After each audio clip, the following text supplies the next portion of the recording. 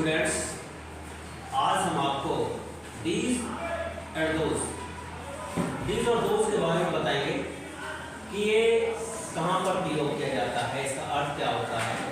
ठीक है, तो चलिए शुरू करते हैं। तो सबसे पहले तो हमें डीज का अर्थ पता होना चाहिए कि डीज का मतलब क्या होता है। ये डीज ये क्या है? ये समीप की वस्तु,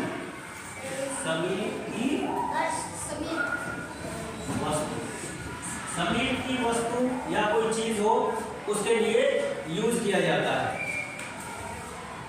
जैसे कोई चीज हमारे बिल्कुल पास है तो उसके लिए क्या कहेंगे?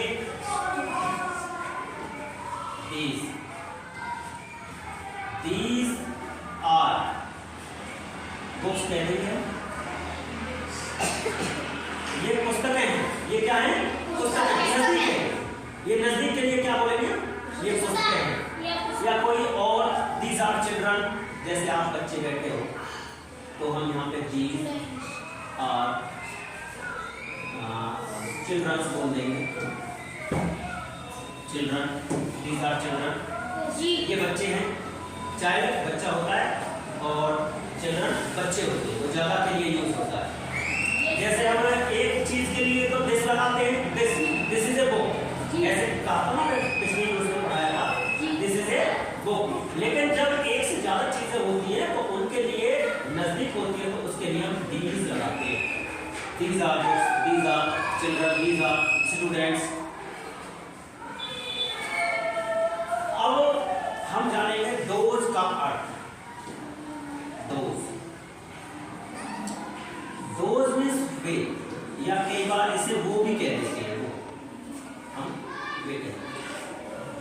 वे दूर के लिए, जैसे दैट आता है दूर के लिए, सिंगल कोई चीज होती है तो उसके लिए हम उसके लिए दैट का यूज करते हैं। दैट इज ए कार, वह एक कार।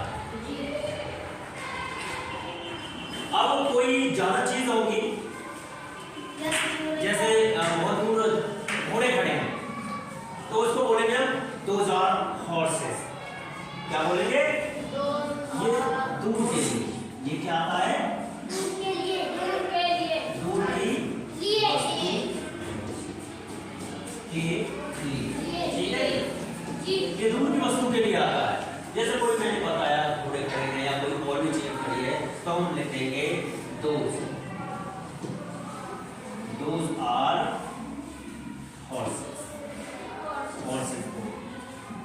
ठीक है, those are buffaloes।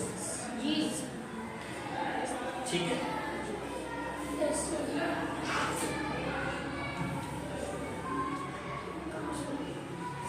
तो सबसे पहले हमारी यही समझ में आना चाहिए कि ये पूछ का क्या रहा है और इसके लिए हमें क्या यूज करना है।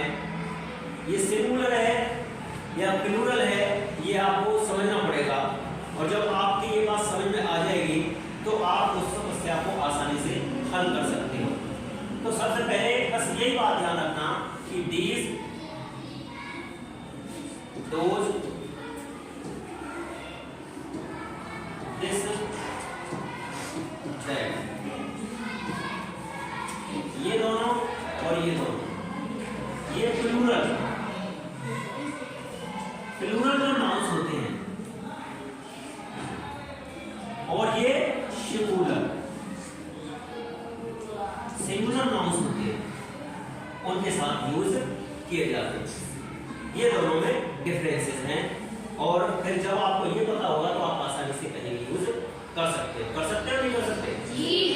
तो इस तरह आप उस चीज का ध्यान रखेंगे और जो बहुवचन चीजें होंगी, एक से ज्यादा चीजें होंगी, उसके साथ these and those, समीप के लिए these और दूर के लिए those। और सिंगुलर जो चीजें होंगी